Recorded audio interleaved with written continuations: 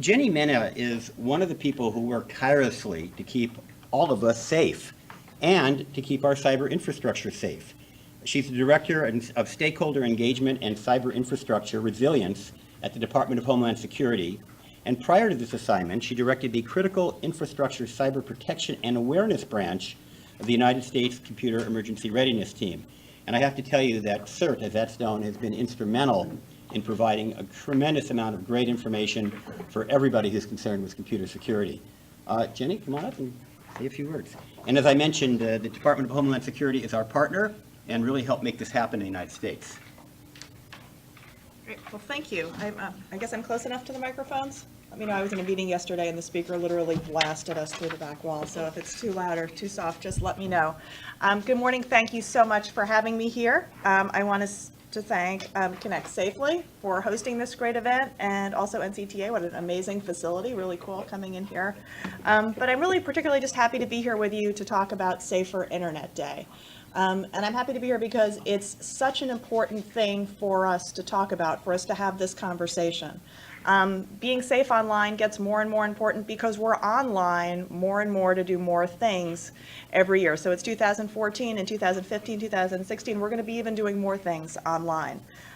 For kids, and I am a parent of a middle schooler, so I know a little bit about what kids do online, right? You're on Instagram, you're doing homework, you're playing games, checking your grades, looking up information online. Those things are all great. It makes our lives so much easier. But one thing that we have to worry about online is our identity. And a nice thing about being out on the internet is, you can Google something if you've got an embarrassing question like, gee, why is my breath so terrible in the morning? You can look that up and nobody knows who you are. You're anonymous.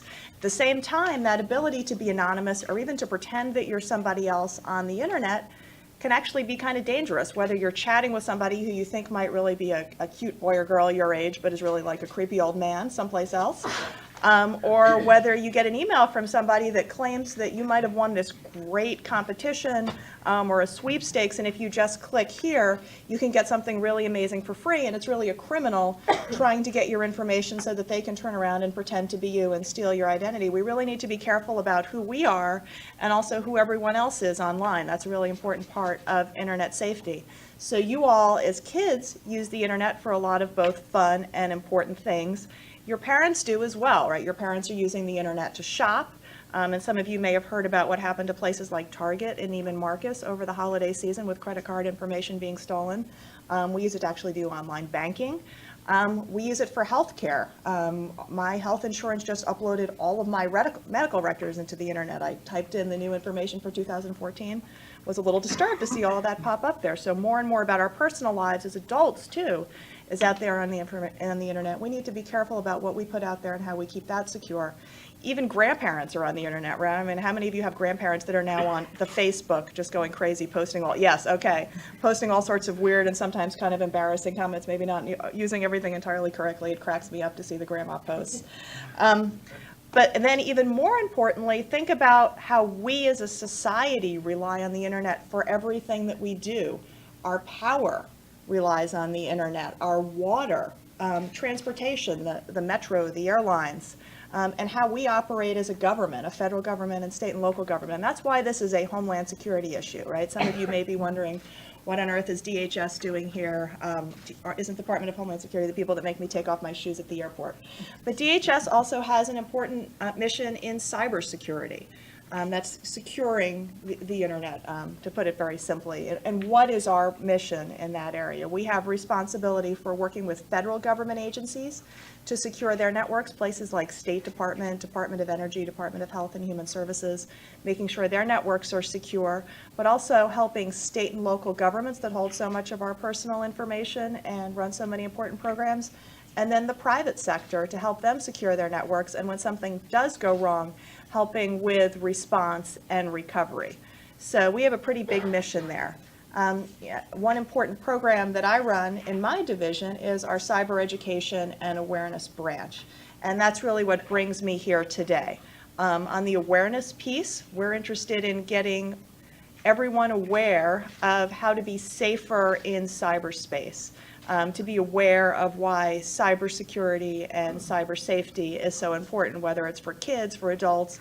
small and medium-sized businesses. We do that through a number of partners, the National Cybersecurity Alliance. Hi, Michael, back there. And we have many partners, including ConnectSafely, through our Stop, Think, Connect campaign. And it's pretty basic, right? We want you to stop and think before you connect. Whether it's you get an email from a friend that says, click on this link to see something really cool, but it looks a little bit funny, right? You don't want to click on that and accidentally download malware on your computer and lose all your papers for school. Right, or if you're on the internet, it says click here to get something free, right? If it seems too good to be true, it probably is, especially on the internet. So really making those safe choices, and we have, programs and websites that can help with that, working with a huge network of partners. But the other important part of that I want you to think a little bit about, that maybe you didn't know you'd be thinking about when you came here today, is the education piece. And what I can tell you is there are not enough cybersecurity professionals for all the jobs that we have in government, for all the jobs that exist in industry. And this is something that's true around the world. One of the kind of neat things about my job is sometimes I get to go to other countries, sometimes I get to meet with governments from other countries where the people also have cybersecurity missions. And everyone I talk to, whether it's the Middle East, whether it's Europe, doesn't have enough cybersecurity professionals. So while you start thinking about, what do I want to do? What do I want to study in college? What might I want to be? I would really urge you to think about this as a career. There are a lot of jobs out there, and this is a growth industry. The bad guys in cyberspace continue to grow. It is a growth industry for them, and that means, and we continue to grow in how we use the internet and new technologies. So cybersecurity is a great career for you to consider. Department of Homeland Security works a lot in this area. We work with universities.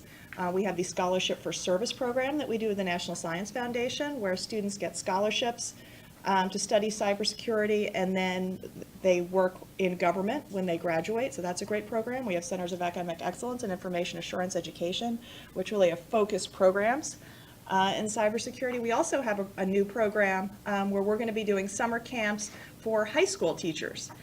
So those teachers can come back to your high schools and teach you a little bit more about cybersecurity, because we need to build a pipeline of students who understand, who are able to be successful in this career field. And, in addition to jobs here, there's some jobs that pay very well. And there are opportunities in building the safer internet. I know a lot of entrepreneurs who've made a whole lot of money coming up with great ideas and new companies in cybersecurity. So I would really urge you to think about that. You're going to have some great panels today where you're going to learn about being safer on the internet for yourself. But my challenge for you is think about whether you would be interested in making the internet safer for everyone as you move forward in your career. We have lots of information on the dhs.gov website. Stay Safe Online and Stop, Think, Connect all have great information about these things, but I would really urge you to think about that today, in addition to how you can be more secure yourself. So thank you. Happy to, I don't know, we're doing questions or, okay, great. Well, thank you. Enjoy your day.